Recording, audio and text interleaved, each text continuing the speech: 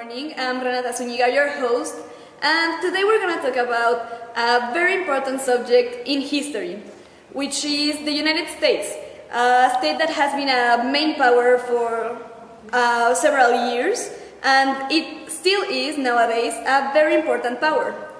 We're going to talk about four main eras or times. From 1870 to 1918, the era of imperialism. From 1914 to 1918, the World War I. From 1919 to 1939, the West between the wars. And from 1939 to 1945, the World War II. Today we're going to have very special guests that are going to talk about what happened in these historical processes. And, well, we're gonna see how it goes. Well, here we have our first interview. This is President William McKinley of the United States. Our first question is, what were the causes for United States entering into a war that wasn't even of their interest? Hi, good morning to all. Actually, the war was of our interest. I was very concerned about the security of my people, so I started to take preventions against the war, because having a war near a country is dangerous for all. But the main reason is the sunk of our battleship Maine in Havana Harbor. Okay. Our next question is, what did you do to stop the war? First, I asked for permission to the Congress for allowing me to stop the war between the Cuban rebels and the Spanish people. So, after a time, the Congress allowed me to take measures against it and to and do anything that would be possible to stop the war.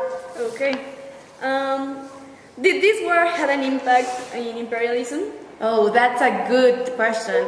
Of course it had, because of this war, US got a lot of territories like the Philippines, Hawaii, and other territories that were in that place. So the imperialism in the United States started to grow, and in that way the country was able to show the whole world that we were very important and that we were not inferior.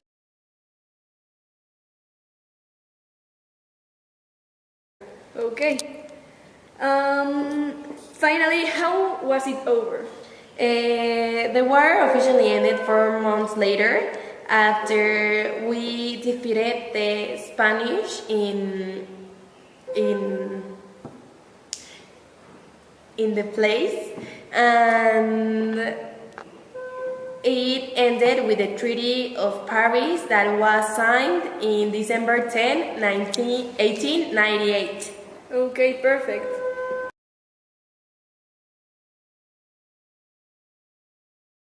And finally, what were the countries that became annexed to the Americans after the war? Oh, as I said in the two questions before, I think, it was one, Puerto Rico, the Philippines, and Hawaii. And as I said, this marked a period of imperialism in the United States. Perfect, well, thanks a lot. Hello, here we are with the wife of the President, Woodrow Wilson, and we are going to interview her about the First World War.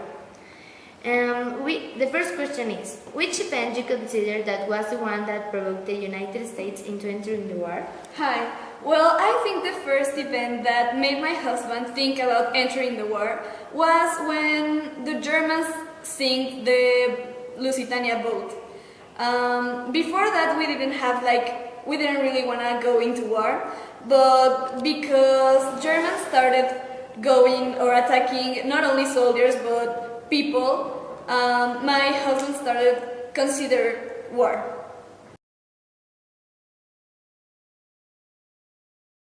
Okay, the second question is, but why did the Germans decide to sink Lusitania? Well, they sank it because they thought that the boat was carrying munitions, which of course wasn't true. Okay. And what was the Zimmerman telegram and why did it cause so much commotion? It was a telegram that Germany sent to Mexico asking for help. Since Germany thought very vulnerable in that moment, they thought that they needed some support from our continent, from America. So they thought that they could send a telegram to Mexico asking for help in exchange of money and giving Mexico back some territories that had lost years before to United States. And it caused a lot of commotion because, of course, Mexico denied. But this telegram was seen or caught by British intelligence, so this caused a lot of commotion. British intelligence obviously told my husband about it. Okay. And did Mexico accept the offer again? Of course not. Even though our relationship with Mexico wasn't that good, Mexico denied, of course. Okay. And what was did this telegram provoke? Well, before all of this happened, my husband was sure that he would be neutral and only help the allies, sending them food or that kind of things. But then Lusitania happened and the telegram, so my husband decided to go to the Congress to declare war on Germany, which made the United States going into war. Okay, well, thank you for the interview. You're welcome. Okay, so our next interview will be made to one of the few women that were involved in business that lost everything in the Great Depression. First question is, if it isn't too much to ask, if you could have at that time the chance to vote, for which candidate you would vote in 1932? Well, it wasn't that difficult to choose because the general opinion was that we need a new president that could handle the problems at that time. I mean, the Great Depression caused us the loss of our money, our houses, and all those things. And we needed a new man that could handle all those problems. I mean, Hoover was a great president, but he wasn't a president for the problem times. I mean, we needed a president that could carry the problems at that time and could take us out of the hole that we were sent in. Okay. The New Deal of Roosevelt benefits you? Of course, I mean, it benefits me and all of the people at my time. It was it created too much works to people to have new years of money and to survive. It created tents where the homeless people could stay and could we could have food, and it was like the thing that we were praying to heaven. I mean, it was a miracle. Okay. And if you were in favor of the right wing, why did you support the New Deal? Well, I mean, before the Great Depression, I was very derogated.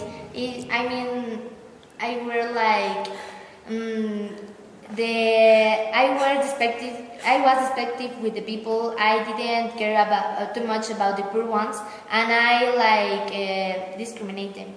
But before that, I did all those things, and I am not proud of it. But after that, I recognized that my point of view wasn't very right, and I started to think that the government should intervene with the economy to help us. I realized that without the help of the government, we couldn't even have a breath on our mouths. Okay. And the last question is, until which year did you get a job? Well, I get a job in 1935 with the Work Progress Administration. That was at that time the most ambitious agency that the government created. It had created employees for the unemployment, and I was in that branch. Okay, well, thank you so much. Thank you. Okay, our final interview is going to be to the President of the United States at the time. Franklin D. Roosevelt. Hello. Hi. From where emerged the idea to create the atomic bomb? First, I never knew how to create the atomic bomb, but it was thanks to Einstein because he sent me a letter explaining me the creation of the atomic bomb. Okay. What was the first thing that you thought when you saw the letter of Einstein? First, I had not considered anything, but thanks to the suggestions of the scientists, I had the idea to authorize the Manhattan Project. Okay. Who was the most important scientist that urged you to create this project? I am very grateful with Einstein because he sent me that letter telling me that some studies had been done and that with certain product it is possible to create powerful nuclear bombs. Okay. What was the name of the charter that you proposed in 1941? Was called Atlantic Charter because was signing close the Atlantic Ocean. I am very happy because thanks to this charter there were great benefits. Okay. What kind of benefits? Well, were many benefits, but the most basic and important were that there will not be expressed territorial changes without the desire of the people who were interested. They can choose each own country government, and there will be equality for all the countries to the purchase of raw materials. Okay. Now, could you talk to us about the attack on Pearl Harbor on that day this tragedy happened? Yes. It was a great tragedy. This occurred on December 7, 1941, on Pearl Harbor, on the island of Oahu in Hawaii. Was directed to the Pacific Fleet of the U.S. Navy and Air Forces that were in that area. Okay, that would be all. Thank you so much. Oh, thank you.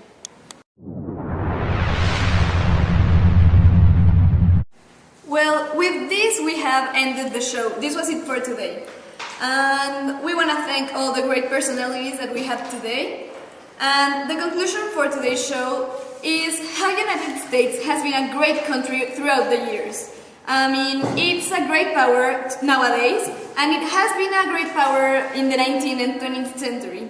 We can see how the United States has been overcoming and helping other countries overcome their problems. We can take for an example the Great Depression, how the United States worked and how its participation in the First World War provoked all of this. But with time, they could overcome it.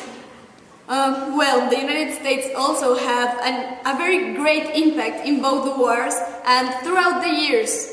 And well, we are glad that we had this show today. So thank you so much and see you next week.